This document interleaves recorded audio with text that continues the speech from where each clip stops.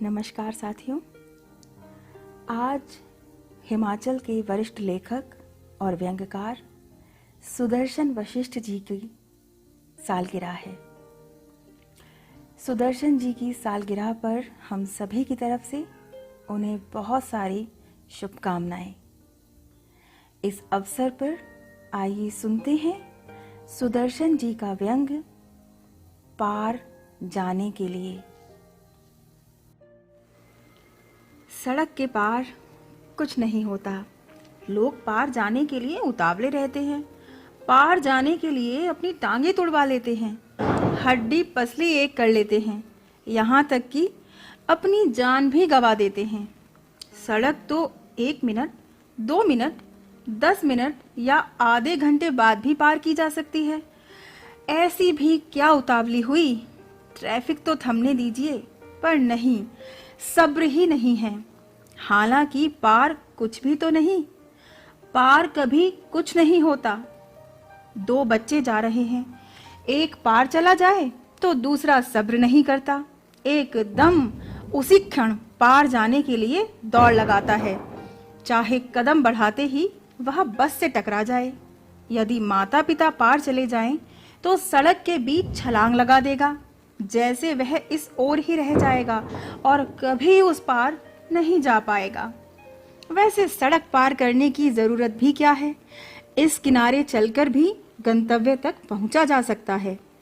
कहीं दूर आगे जाकर पार करो भाई, न भी पार करो तो भी क्या हर्ज है। पर नहीं, पार एक सुहाना सपना है। ना जाने पार क्या होगा जो इस पार नहीं। दरअसल जो देखा ही नहीं वह आश्चर्य बना रहता है, और जिसे देख लिया उसका मोल कुछ भी नहीं। अब दरिया पार जाने के लिए भी लोग जान गंवाते रहे हैं। बरसात का मौसम हो, दरिया ठाठे मार रहा हो, तो क्या पार जाना जरूरी है? पर नहीं, अपने को तारू समझने वाले दरिया में छलांग लगा देंगे और उसी में समा जाएंगे। जरा दरिया उतरने दो भाई, फिर पार करो। लेकिन नहीं, अभी के अभी पार जाना है, चाहे कुछ हो जाए।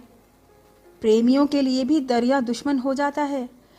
आर मैं चलूं, पार तू चले, बीच में यह दरिया बहे। ये एक लोकगीत के बोल हैं। दरिया रास्ता रोकता है 2 प्रेमियों के मिलन का, लेकिन प्रेमी कच्चे घड़े का सहारा लेकर दरिया पार करने का जोखिम उठाते हैं, फिर चाहे डूब जाएं। ऐसे ही समुद्र पार करने के लिए लोग लालायित रहते हैं। जो 7 समुद्र पार कर भारत आए, उन्होंने यहाँ कई सालों तक राज किया, और जो भारतीय समुद्र पार गए, मजदूर और सेवक बनकर आए। भारतीय बहुत समय से पैसा कमाने के लिए समुद्र पार जाने की होड़ में रहे हैं। वे आज भी बाहर जाना चाहते हैं। बहुत से युवा इस चक्कर में अपने पुरखों की जमीन जायदाद गंवा बैठते हैं और फिर विदेशों में जाकर जलालत भोगते हैं। रामायण में सच ही कहा गया है, जन्मभूमि स्वर्ग से बढ़कर होती है। किंतु स्वर्ग में भी अर्थ लाभ न हो तो वह स्वर्ग कैसा?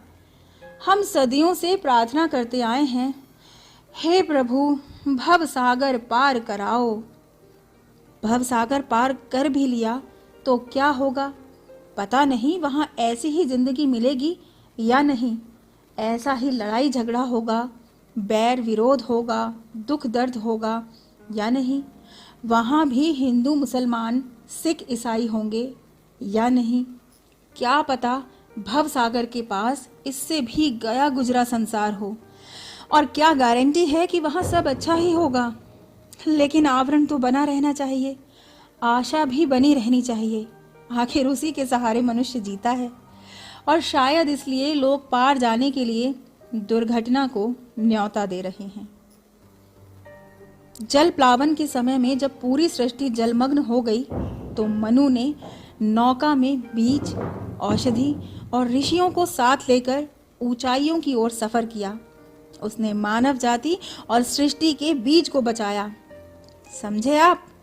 उद्देश्य के साथ पार जाना अधिक महत्वपूर्ण है। पार चाहे कुछ भी ना मिले, लेकिन पार का उद्देश्य सही और नेक होना चाहिए। उम्मीद है आपको यह व्यंग पसंद आया होगा। आप इस व्यंग रचना को आपके दोस्तों और सोशल मीडिया पर शेयर कर सकते हैं। व्यंग के इस अनूठे सफ़र में हम सफ़र बने रहने के लिए आप यह चैनल सब्सक्राइब कर सकते हैं। फिर मिलते हैं एक और नई व्यंग रचना के साथ। नमस्कार, सायोनारा।